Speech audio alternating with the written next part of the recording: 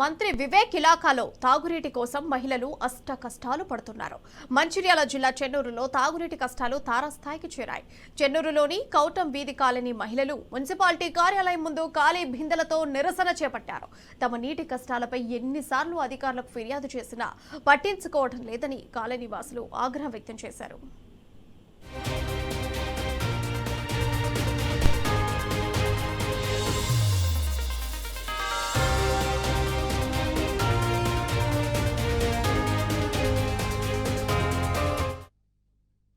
మనోహర్ గత 20 రోజుల నుండి మా దళిత వాడ అటువంటి కమటం వాడలోని బోరు ఖరాబు కావడంతో కమిషనర్ గారి దగ్గరికి 20 రోజుల చుట్టూరు తిరుగుతున్నాం. మాకు ఏ అధికారి పట్టించుకోవడం లేదు. ఎందుకంటే మేము ఇంటి పన్ను కడుతున్నాం కాబట్టి మాకు ఆ హక్కు ఉన్నది కాబట్టి మేము అడగడానికి వస్తే ఆయన ఎవడు వీకిండు ఏం చేసుకుంటారో వేసుకోండి, మీ ఇష్టం ఉన్నట్టు మీరు రిపేర్ చేసుకోండి, మీరే ఖర్చు పెట్టుకొని బోరు తెప్పించుకొని అని మాట్లాడడం కరెక్ట్ కాదు.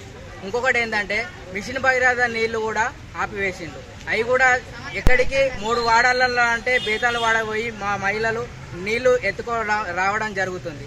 కానీ మాకు తాగడానికి మంచినీళ్ళు లేవు, ఇళ్లలో వాడుకోవడానికి బోర్ ఖరాబ్ అయింది కాబట్టి మేము